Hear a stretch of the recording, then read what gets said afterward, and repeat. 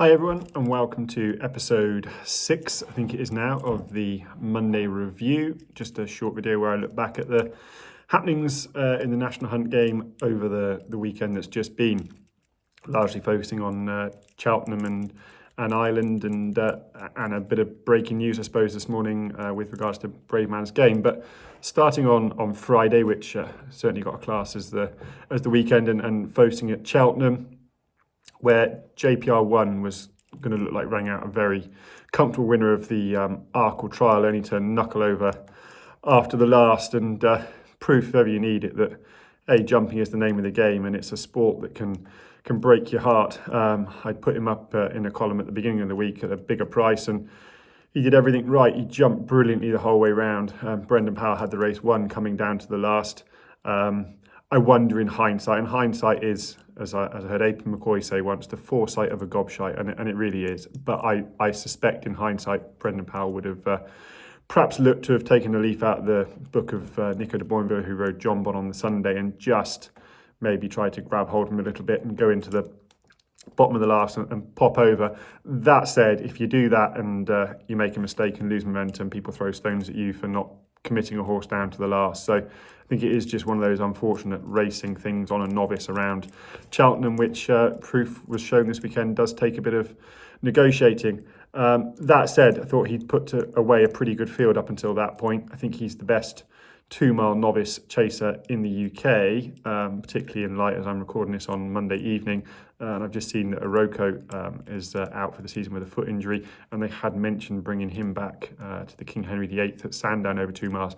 I saw Iberico as a 2.5-mile horse, but certainly now with him gone, I think that JPR One is certainly the leading contender from the UK for 2-mile chase honours. Not that I think that is saying a huge pile. Hopefully his confidence won't have been dented by that. It's not like he had a heavy fall, and they can pick the season up and go on. And it's a season that started very well for the Tizard team. Later on in the card, there was an upset when Captain Teague got turned over by Manila Missile of Evan Williams.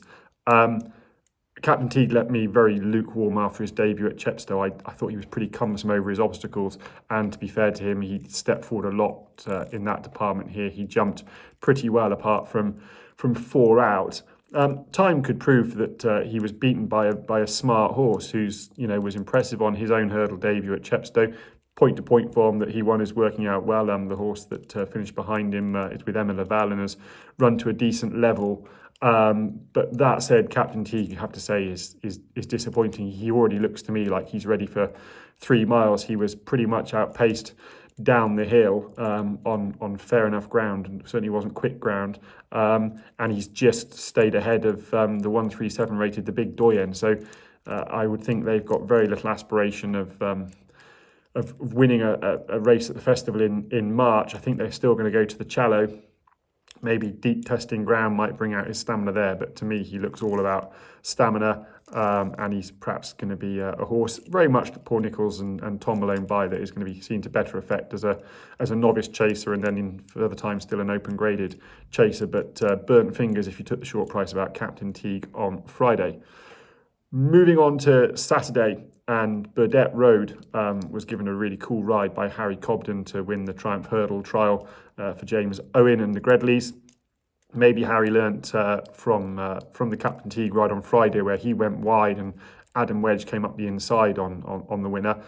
He went right round the inside, was very patiently ridden, and picked them up in the manner of a good horse.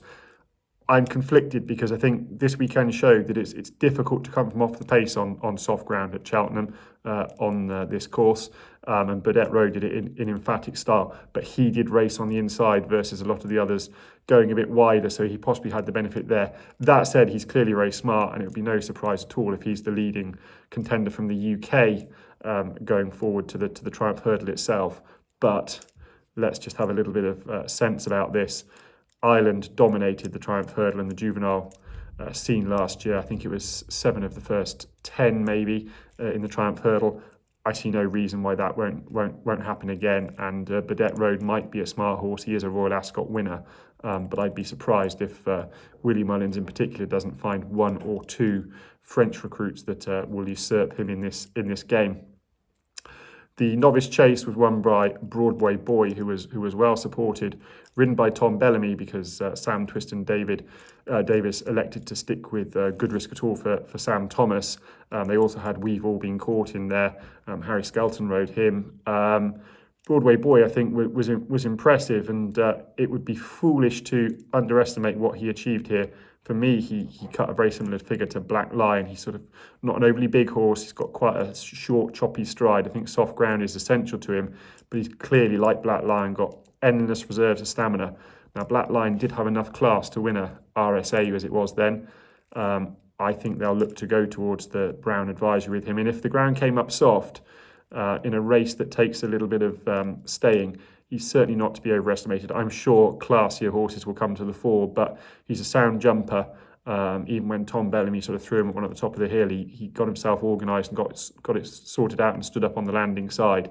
So Broadway Boy might not be as big a back number as perhaps you'd be inclined to think. We've all been caught. There was lots of talk last year about this being a Gold Cup horse of the future. Bet 365 Gold Cup maybe on very soft ground if ever that happened in the spring, but he just looks plain slow and not all that classy to my eye. I don't think he's going to win a level weights novice contest this season, but Twiston Davis is pretty good at getting them handicapped, and I wouldn't be surprised to see him pop up in a long distance handicap chase at some point. And then Good Risk at All, I mean, what happened to him? Really impressed by him on his chase debut at Carlisle, a horse I've got a lot of time for. I did oppose him in this race just because I did a stable tour with Sam Thomas last year, and he'd mentioned that he thought the 3 mile trip at Haydock last year had been the undoing of this horse. So I didn't think the trip would suit him, but I think he stayed on at the end here. I'm not sure that it was the 3 miles. He just jumped badly. He tended to jump with a very flat back and almost land sometimes hind legs first, and if not, on all fours, and that just takes away your momentum all the time. It knocks the wind out of their lungs, and so makes for pretty much hard going. Sam Thomas is pretty good at the schooling. I'm sure he'll get plenty of work into him. Whether this just isn't his track, I don't know. A lot of his good form has come right-handed at Ascot and Carlisle, so there might be something in that as well. But probably not a horse to give up on, but at the same time, not a horse you'd be keen to take short odds about next time. Then on to the big race, the Paddy Power Gold Cup, won in emphatic style by Stage Star, off a pretty high mark. Came in here, winner of the Turners last year, got his soft ground and galloped and jumped them into submission as far as I'm concerned. Nothing could live with him. Fugitif was pretty fresh in the first time cheap pieces tried to go with him. He had him burnt off by the top of the hill, really. And then when the challengers came, he found plenty. And going down to the last, probably the only mistake Harry Cobden made all week, came at the last fence, a little bit of indecision, slipped on landing, slithered, went sideways. Harry Cobden did a good job to keep the partnership intact, and the amount the horse found from virtually a standstill up the hill, I just don't think you can underestimate that at all. I think that's a pretty mighty performance. He's a horse that's largely passed me by. He's not a horse I've ever really had fully on my radar, but I sat up and took notice here. The Ryanair, is Allaho going to come back and be the horse he was? That's open for debate, and I think it therefore looks like quite a wide open race. And for all that the Irish have a huge battalion of top class horses, I think it is going to take a good horse to beat Stage Star. If he got his conditions, he might just be vulnerable on quicker ground, but on soft ground, such a good jumper. He stays this trip really well. Harry Cobden gets on brilliantly with him. I think he's a really smart horse, and he would probably stay further if Connections could find the right sort of race for him, but they're very insistent that he has to go left-handed, so he might well go straight to the Ryanair. Fugitif, as I said, ran a bit too keen in first-time cheap pieces, but probably the best round of jumping I've seen him put in. I'd be surprised if he wasn't back here next month, back on the new course, which might suit him a bit better, slightly longer straight, less of a sharp track for this big, nearly 18-hand horse, and with this run behind him, I think he'll step forward, and he might even get a bit of respite from the handicapper. Ridoto as well, perhaps better suited by the new course next month. Went well for Freddie Gingill, turned in, had a chance, got a bit hampered, stuck at it well. He might be a lively player for the race next month. Not long till May. I think things are going to be difficult for him now. He's certainly going to get no respite from the handicap. He's going to get bumped up again, and quite where Laura Morgan goes with him, I don't know. But nevertheless, he's been a really good servant for them and a good advert for her training talents. Over in Ireland on Saturday, Bob Ollinger won the Liz Mullen hurdle, battling back when headed to beat Zanahiyr. Now, Bob Ollinger, a bit like Stage Star, is just a horse that I've never really gravitated to. And for all that, it was great to see him get his win. And always thinking of trainers in this instance who must have, Henry de Brom had plenty on his plate last year, and Bob Ollinger would have been the least of his worries. But it must have been a head scratcher for a horse to lose his form so badly. And to get him back is no mean feat. Where they go with him now, I suspect they'll stick him to hurdles. And the Stayers hurdle does look like an open contest. I'd be keen to continue to oppose this horse. I think he has got the profile of a horse that can bomb out. He's got a slightly awkward head carriage, and he has almost certainly down tools on occasion in a battle. But he looked good here, got his day in the sun, and if they can keep him rolling forwards, he certainly has got the talent for a Stayers hurdle. But he would never really be on my radar fully. Captain Guinness won the Fortria chase. Really good performance, jumping from the front. Dysart Dynamo again is starting to look like a bit of a frustrating character, just does too much in the early part of the race and doesn't see it out. If Cheltenham could bring in a 1 mile 5 chase around Cheltenham, he'd be pretty lethal, but at the moment he just doesn't seem to stay 2 miles, doing far too much too early. And of course, Captain Guinness gave a good advert for the form line of Jonbon, who was running in the Sunday Schlur chase, with Jonbon beating him at Sandown at the back end of last year. Then over at Navan, the chase debut of Facile Vega, which on my X timeline on social media certainly divided opinion. Some not very impressed at all, and some suitably impressed. Personally, I was in the latter camp. I thought it was a really good chase debut. He warmed to his task, which I think is always a good sign. Made a couple of errors and seemed to learn from them. Errors go one or two ways, don't they? They either make an error and lose their confidence, or they make an error and knuckle down and concentrate more. For me, he did exactly that. He was in pretty tight to the fourth last at the furthest point of the course, and was very quick and sharp, didn't lose many lengths. And then when they quickened up the home straight, the 3 up the home straight, I thought he was good and long and quick, and Paul Tanner was keen to give him an easy enough time of it, but when he looked behind and saw Rachel Blackmore there on in the pocket, he gave him a squeeze, and I thought the acceleration he showed, albeit just for 3 or 4 strides, was pretty taking. Plenty of Willie Mullins to taking a run or two to come on, and I'm sure Facile Vega's got plenty of improvement left. He'll go now to Leopardstown at Christmas, I'm sure, and then probably to the Dublin Racing Festival. So that's going to be 3 novice chases under his belt before he gets to the Arkle. His most likely rival in the Arkle, Marine Nationale, is being kept away from the soft ground by Barry Connell, and I don't think that's a good thing.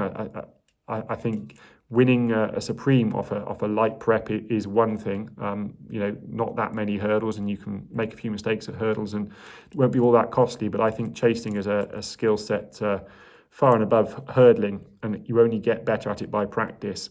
I take on board that maybe Facile Vega is a horse that will stay further in time and want a bit of cutting the ground.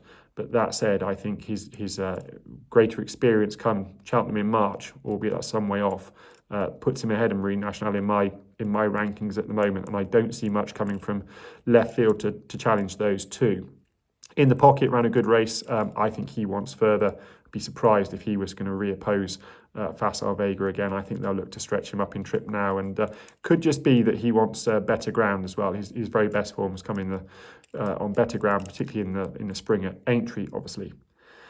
Moving on to Sunday back at Cheltenham, and Ginny's Destiny, who I gave a strong word for after his debut run, when on the face of it perhaps a bit disappointing. I did put him up on a little video from the back of Roger the Racehorse on Sunday, so I hope you saw that. He was really impressive, jumped like an old hand under the excellent Harry Cobden, and coming down the hill was being worked at, and Cribilli, I certainly concede, looked like a real danger, only for Cribilli to crash out. Thankfully, none the worse for that fall.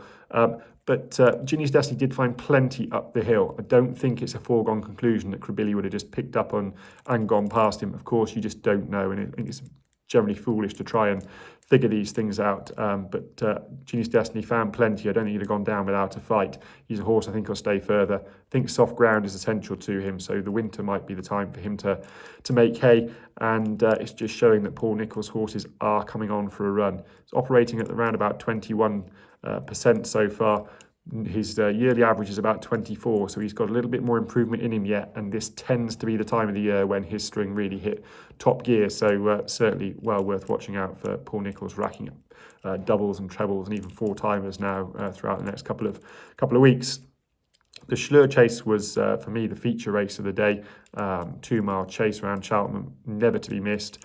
And I was excited to see Nico de Boinville on Jonbon. Recorded the SBK National Hunt Preview pod last week where we spoke about the 2-mile division. And I did venture that I was excited to see Nico on him. I'll put a link to that podcast if you haven't seen it. It's quite an interesting one to do. Preview pod where you weren't allowed to mention previous winners from the Cheltenham Festival of the year gone, which made for a bit more research and head scratching. I thought this was Jonbon's best performance by some way.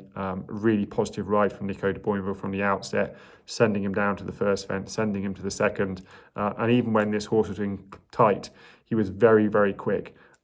Served it up to them, had the race won from a long way out. He had them all at the stretch down the back straight, filled up at the top of the hill and then set sail for home again and was away and gone. Nico reined him back, popped the last, took a little bit of petrol out of him, and he perhaps sort of took a blow going up the hill. He didn't run out fully up the hill. He was a tired horse, but I'm sure there was plenty of improvement left in him. I think he can serve it up to Alfabiolo on this evidence. I would perhaps be surprised if Aidan Coleman, who poor Aidan is recovering from a knee injury at the moment, follow on Instagram, see the work this guy is going through to get back. It's just incredible. But he's hoping to be back for the Tingle Creek. Our connection's going to put him on Jonbon if he's not had sort of a week or 10 days of rides. It's a pretty big ask. Nico might well keep the ride there in the Tingle Creek, and then once he's won 2 on him, are you going to take him off later in the season, particularly given how well he jumped for Nico when I think he jumped patchy on occasions last year for Aidan Coleman. I think it was a really smart performance, and I think they could perhaps use his jumping as a weapon against Alfabiolo come Cheltenham in March if they both get there, and fingers crossed they do, because if one or other doesn't get there, it's a pretty light division. But for me, it was the performance of the weekend. Love seeing 2-mile chases around Cheltenham, and I'm a big Nico de Boinville fan. I know not everyone is, but for me, his positioning of a horse in a fence and his tactical awareness and gauge of pace is right up there, and I love watching him on these horses.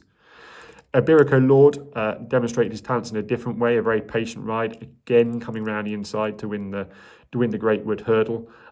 This looks like a progressive horse. He stayed very well, and I think he ultimately will stay further by the end of the year. I think Nicky Henderson can go up in trip with him to stay ahead of the handicapper. He's clearly a smart prospect, and just underlines what a huge team of talented young horses J.P. McManus has got. And then this morning, flying back from the Czech Republic, catching up on things in the airport over a coffee, and saw that Daryl Jacob was jocked up to ride Bravemansgame if he goes to the Betfair Chase on Saturday. Well, I personally would be very surprised if he goes to the Betfair Chase on Saturday. I know that they're talking about the ground drying out, and I know Paul Nicholls has said that owners are keen to run, but from what I know of the operation down at Ditchett, Paul Nicholls is the man that makes the decisions, and I would be very surprised if he wants to give him a grueler, which he certainly had in the Charlie Hall on soft ground, go and have another testing run around Haydock, which can get testing on soft ground in the Betfair, to then go on and try and claim the King George. I think he would much prefer to go to the King George with a fresh horse. I'd be surprised if Bravemansgame does run. But if he does, for me, Daryl Jacob is a very strange decision. Watching the racing on the train on the way back today, and saw Bryony Frost win on another Brave Mansonian offspring in Brave Kingdom at Plumpton, been off for 600 days, jumped from fence to fence around Plumpton. She measured every fence beautifully, very brave, very strong in the finish. Just looked tailor-made for Bravemansgame as far as I was concerned. I think it's a strange decision not to use jockeys that clearly are in and around this horse day in, day out, but that's the decision they've made. I would love to see a racing journalist challenge Paul Nicholls on this, and it's not got to be done in an aggressive way. It can be done in a very friendly way. You know, if you see football commentary and rugby commentary, the pundits are paid to offer their opinion on why a player was selected or why a manager has lost their job and made a decision. And for me, the same should be true in racing. If a jockey makes a poor decision in a race, they should be asked about why they've made it. But that's as it is. I don't think Bravemansgame will run. Harry Cobden's got a great book of rides down at Ascot, and I'm sure that's the reason he's going there. I know they think that he's essential to pick Dory, but that will make for an interesting weekend's racing. So that's the weekend review for this weekend. I'll be back tomorrow on Tuesday with handicap movers and shakers. As ever, thanks for your comments and your likes on these videos. Please do hit subscribe if you haven't already, and I'll see you tomorrow.